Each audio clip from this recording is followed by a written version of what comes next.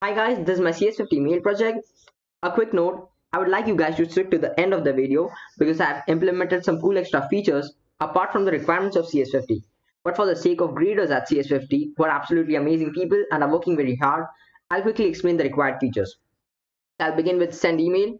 Okay, I'll go to the compose form.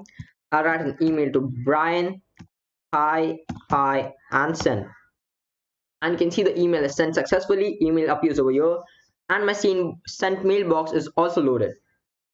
Okay, next is mailboxes.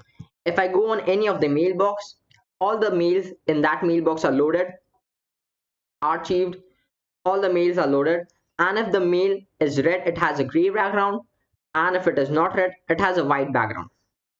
Okay, this is done. Then I'll view an email. Okay, so if I click on an email, all the details of the email is displayed, all the content of the email is displayed. Okay, so next is the archive button. If I click on the archive button over here, as you can see, the email is archived and the conversation moves to the archived mailbox. You can see it over here. Now if I go to the email, I can see an unarchived button. And if I click on the unarchived button, the email moves back to the mailbox, back to the inbox. Now I'll go to the mail again, and you can see this reply button over here. If I click on the reply button, the composition form is loaded and it is pre-filled with the recipient and an RE, and the subject is filled with RE and a timestamp in the body in the beginning. And I can send this mail as a reply, and you can see it is sent. This works pretty fine. Okay, now the interesting part begins from here, guys, because now I'll explain the extra features that I implemented. Okay, as you can already see, if I hover over any of the mails pops out a bit, and also these three buttons appears at the end. You're already familiar with the archive button, so I'll skip that and I'll go to the mark as read button. So this button marks the email read and unread. That's simple. Then there's a delete button. If I click on the delete button, the mail moves to the trash box. And if I go to the trash box, then there is a restore button that removes the mail from the trash box. And there's also delete forever button that does what it says. It deletes the email forever from the database. Okay, so you already seen my trash mailbox. There's an extra mailbox that I added, and I also added a star mailbox. It has all the starred mails in it.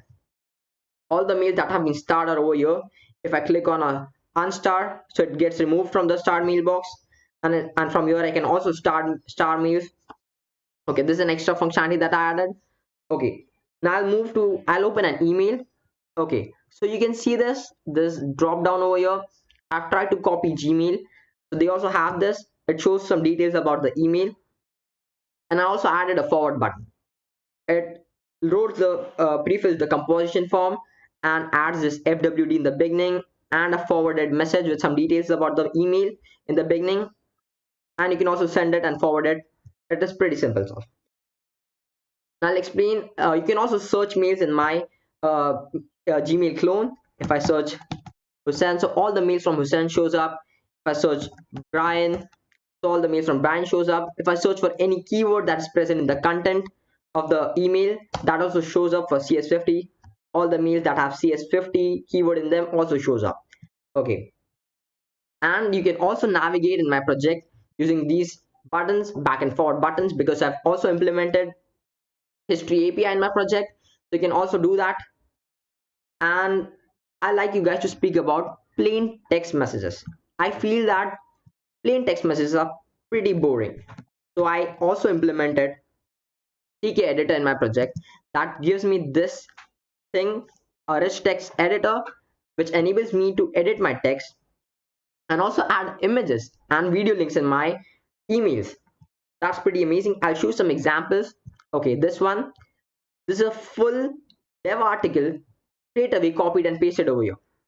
Okay, and now this one is a long image, and I'll also show you this one. This one is the link to my previous YouTube videos of CS50. So I love CKEditor. It is an amazing open source project. I've added links in the description, so please check that out. Now I'll speak about the most amazing feature that I've worked in my project is I made my Gmail clone responsive. So my Gmail clone adapts to the device it is on and is responsive. It changes according to mobile devices. Everything falls in place, adapts perfectly. And I've also added avatars for the mobile devices. So you can see this over here. These avatars are specific for the mobile devices. They appear, the search bar changes, the menu changes, everything falls in place perfectly. And the next amazing thing is you guys can test this project on your devices because I've uploaded this project on Heroku. So, and I've also added an account and I've preloaded it with emails so that you all can also check those and fit it with my Gmail app. And I like you guys to comment about the bugs that you found out in my project. And I'll also like you guys to comment about how was my project and how did you what are your opinions about my Gmail clone. And that's all. Thank you. If you like the video, please give it a like, subscribe to my channel. That's all for my CS50 Gmail app. Thank you.